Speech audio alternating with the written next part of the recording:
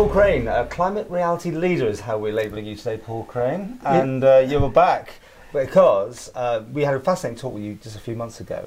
PAG have now asked you along to talk to them this coming Monday. Is it the same things we've discussed, or have you got more angles, and how's it been going so far? Well, the whole picture develops continuously, really. Yes, if you remember, I did training with the Climate Reality Project over the summer. I've now got access to Climate Reality Project resources, and those resources, in terms of a very, very large slide deck, are updated on a monthly basis, so there are new materials coming through. So where I'm up to, I'm on this will be the third presentation that I've done locally.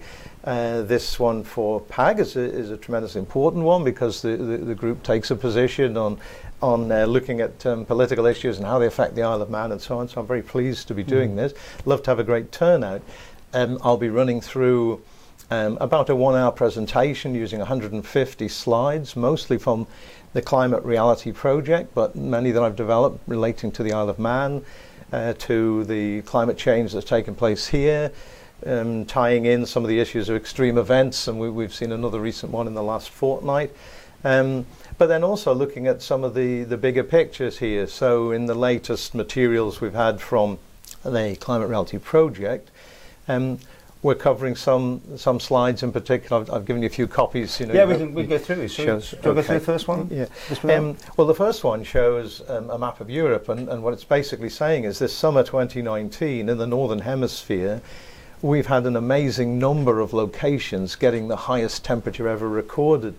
The map that I've got shows Belgium, Luxembourg, France, the Netherlands, England, Scotland.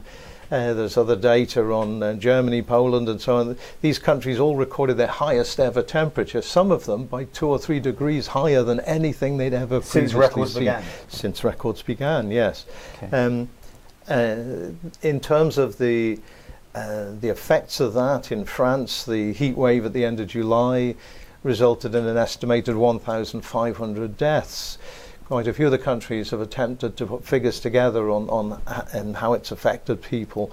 The cost of it has run into billions of pounds, so it's been there. I've then got another slide to look at showing Greenland in the summer we've just been through.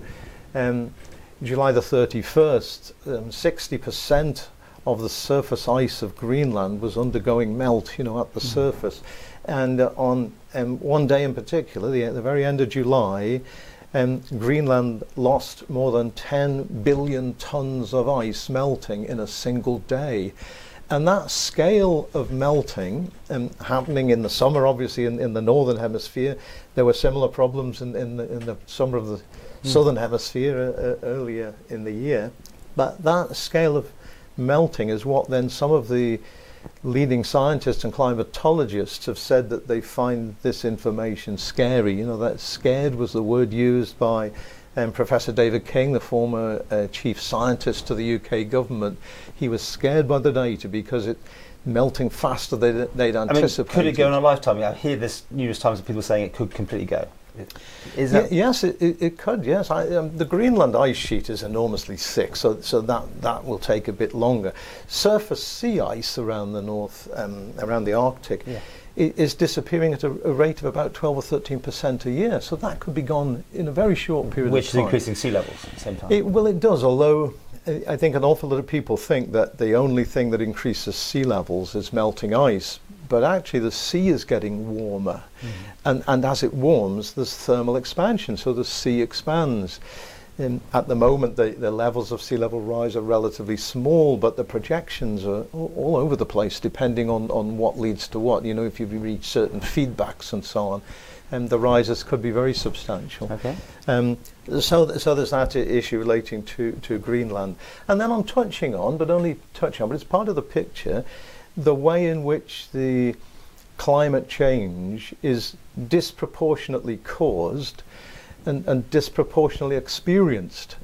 For instance, I'm aware of some research showing that the wealthiest 10% of the people on the planet are responsible for 49% of the carbon dioxide emissions. And the poorest 70%, which is taking in an awful lot of people, this is not just the poorest country, the poorest 70% are only responsible for 20% of the emissions. But the people being hit first and hit hardest by climate change are those in poorer countries. So the desertification happening as deserts spread and people on the edge of that. If you look at any of the work being done by the agencies and the NGOs working in poor countries, development issues and development financing and things like that, all of those schemes these days are covering the climate change perspective. People whose lives are being changed because the rainfall's less reliable, the temperatures are getting higher, and people being affected by this, causing instability. Indeed, one of the areas that's drying out the fastest as climate change takes place is what's being referred to as the dry corridor across Central America, the exact area where the migrants trying to enter the United States are coming from because their economy is being unsettled by what's happening here. And so it kind of gives a foretaste of some of the changes to come, as we go through climate change. The UN have suggested if we carry on as we are, later in the century, we would have 1 billion climate refugees. And if you think of scales like that, if you look at the turmoil caused by Syrian refugees in Europe in 2015, these are very serious problems. It's so many areas of life are going to be affected by this, and that's why it's absolutely imperative that we're getting carbon emissions down. When we put carbon into the atmosphere, it stays there for decades, so it doesn't sort of disappear the minute we stop. Yeah. We've already got high and rising carbon, and the race is on, in a sense, to stop that carbon growth taking us into 1.5, 2 degrees, 3 degrees rise in temperature. We've had 1 degree so far, and that's already creating more extreme events like the hotter temperatures across Europe and the northern area. I think there were 400 locations in the northern hemisphere recorded their hottest ever temperature this summer. So it's an enormous change. So it's looking at the rich and poor issues in this.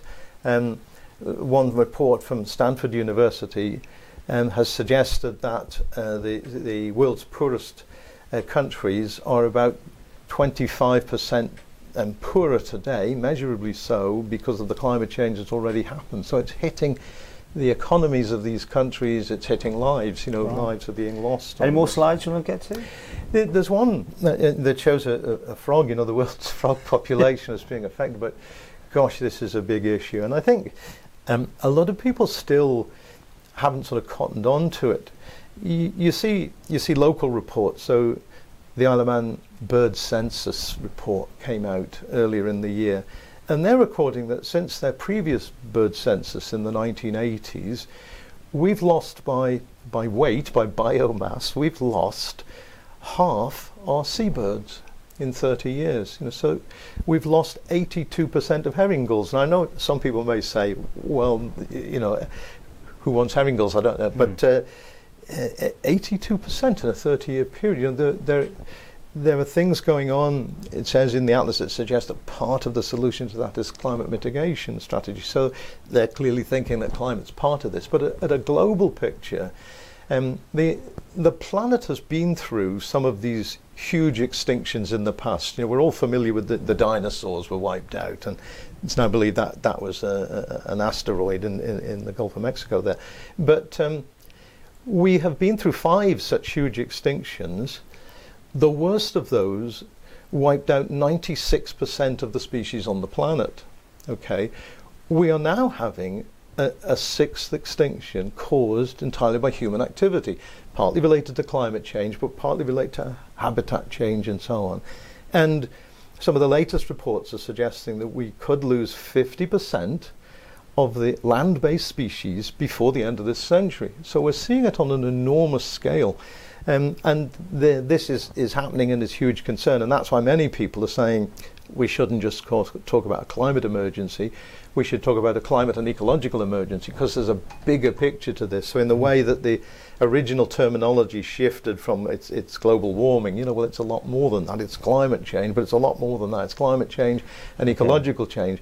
And what I'm trying to do in the presentation, what the climate reality slides allow me to do, is to tell it as it is, whilst giving people some reassurances that, look, there are things we can do. Well, you give them a reality check, as always you do. Absolutely. I think best to see the whole thing Monday night. Monday night, 7:30 down at the British Legion Hall. The refurbished British Legion Hall. Oh, has it? Yes, absolutely. There's so many more things I want to ask you, but we can do it another time. Okay. And thank you very much indeed, and I hope it all goes well for you. Okay, thanks very much indeed.